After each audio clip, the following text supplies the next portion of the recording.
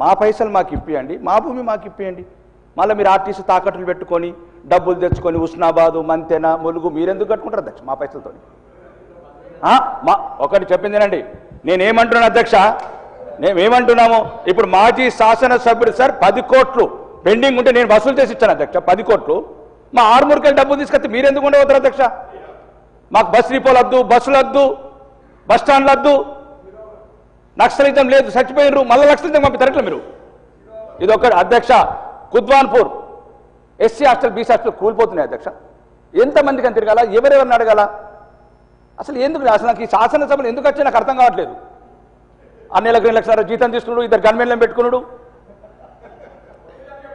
ఈసారి సెక్రటరియట్ అధ్యక్ష మీరు దయచేసి మీరు అధ్యక్ష కొత్త ఏదైతే సెక్రటరీ ఉందో అధ్యక్ష మీరు వీడియో విజువల్ 200 సార్లు వెళ్ళిన అధ్యక్ష, ఒక్క మంత్రి ఉన్నాడు.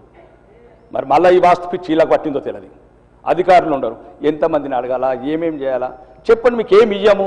మళ్ళీ ఎలక్షన్ వచ్చినప్పుడు ఏదైనా కొద్దిగా ఇస్తాం, తాయిలు గంగలు పోతుంది. మేము 4 దగ్గర బుద్వాన్పూర్లో అధ్యక్ష ఎస్సీ.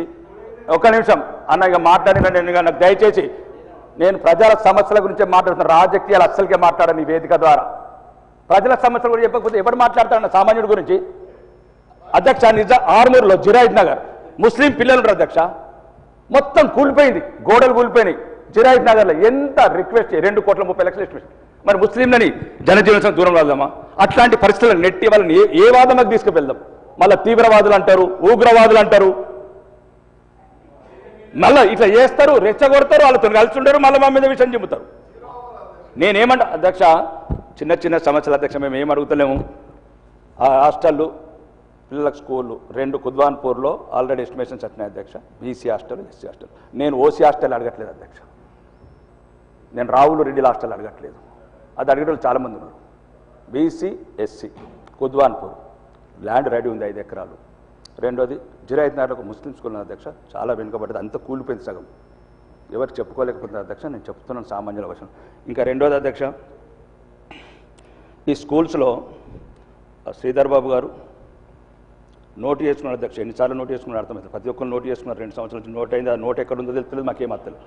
మేమేమన్నాం అధ్యక్ష, ఆ రోజు మొత్తం స్కూళ్ళతో సహా చెప్పాను అధ్యక్ష. నేను విద్య గురించి మాట్లాడుతున్నాను అధ్యక్ష. 125 స్కూళ్ళలో ఎటువంటి మౌలిక వసతులు అధ్యక్ష. మళ్ళా మన కమటం అనే ఊరిపోతే 10th క్లాస్ చదివే అమ్మాయిలు అధ్యక్ష. ప్రిన్సిపల్ అది చెప్తున్నది, ఆ టీచర్ హెడ్ మాస్టర్, బాత్రూమ్ లేదు సార్ ఏదైనా చేయండి. ఎక్కడికి వెళ్ళి చేస్తాం సార్? ఎవరికి చెప్పాలా, ఏమని చెప్పాలా చెప్పండి? ఇదే అయిపోయాయి. మాకున్నదే 4-5 రోజులు పెట్టినరు, ఇక 2 సార్లు మాట్లాడాలి, మళ్ళీ మీరు దొరకరు వెళ్ళినారు. అప్పుడేమో నోటు చేసుకున్నాడు, నోటెడ్ అన్నాడు, 20 కోట్లు. మీరు ప్రత్యేక కమిటీని పంపించారు అధ్యక్ష. రాగండి, ఇంటిగ్రేటెడ్ సంగతి తర్వాత చెప్తుండే, రాగండి అధ్యక్ష. అదొకటి. మౌలిక వసతులు ఇంతకుముందు శ్రీధర్ బాబు గారు అండ్ ఒకసారి కోమటిరెడ్డి వెంకయ్య గారు నోటెడ్ చేసుకున్న అధ్యక్ష. 2 సంవత్సరాలు నోటెడ్ ఫైల్ ఎక్కడ ఉన్నదో జర వెతుకుమనండి అధ్యక్ష, కొద్దిగా డబ్బులు కేటాయించమనండి. అట్లనే మా దగ్గర ప్రత్యేకంగా అధ్యక్ష ఈ కొన్ని ఇల్లు మొన్న 3,500 ఇచ్చారు అధ్యక్ష. కొద్ది వరకు సరిపోయినాయి అధ్యక్ష. కొన్ని ఊర్లలో ఏంటంటే ఇంతకుముందు ఉన్న టీఆర్ఎస్ ప్రభుత్వం కావచ్చు, టీడీపీ కావచ్చు, కాంగ్రెస్ కావచ్చు, ఇళ్ల స్థలాలు ఇచ్చారు కానీ పట్టాలు ఇవ్వలేదు అధ్యక్ష. మదనపల్లి, గంగడ్డ అన్నాడు కూడా, ఇట్లాంటి విలేజ్లలో, గాదెపల్లి విలేజ్లలో వాళ్ళు ఏమంటున్నారంటే అది పట్టా కన్నా ఇందిరమ్మ స్కీములో అర్హులం అవుతామని.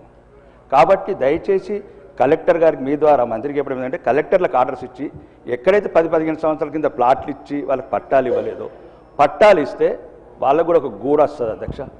అందుగురించి అదొకటి మీ ద్వారా తీసుకెళ్తున్నాను. ఇంకా మా ప్రాంతంలో అధ్యక్ష చాలా విలేజ్లలో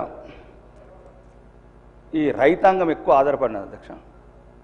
సామూహిక కల్లాలు రైతులకు.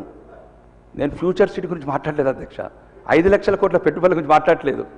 రైతులు కల్లాలు.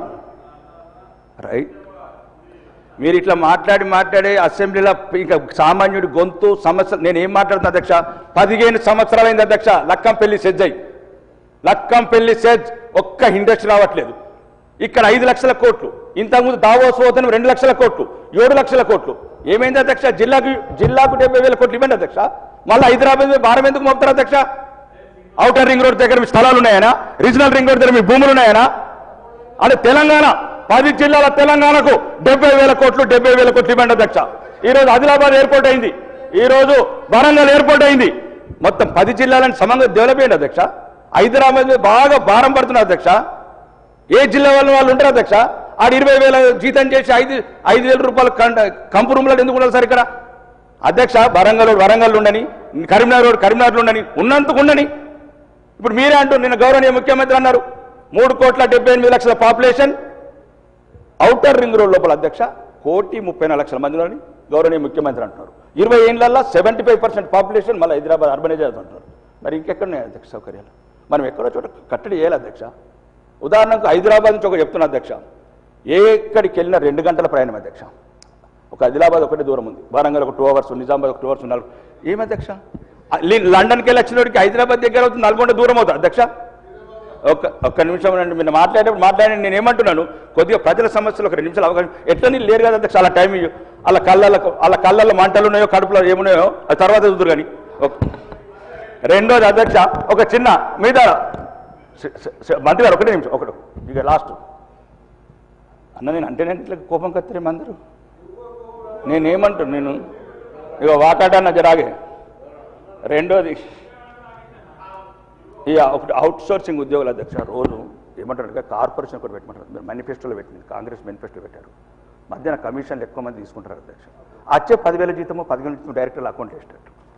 దీంట్లో ఏం లేదు సార్, ప్రభుత్వం అనుకుంటే 1 గంట పని. అవుట్ సోర్సింగ్లో కూడా అధ్యక్ష ఉన్నత వర్గాలు, అగ్న వర్గాలు, డబ్బున్న వర్గాలు లేవు అధ్యక్ష.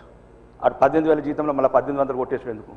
ఆ 18,000 పాలన కొనుక్కుంటాడు, ఇంత పేపర్ అని నేర్పించుకుంటాడు, పిల్లలకి ఇంత స్వీట్ అన్న కొంటాడు. ఇదొకటి ఆలోచించండి అధ్యక్ష, మీరు గౌరవనీయ మంత్రివర్యులు. రెండోది, ఈ మధ్యాహ్నం ఇక లాస్ట్ ఒకటే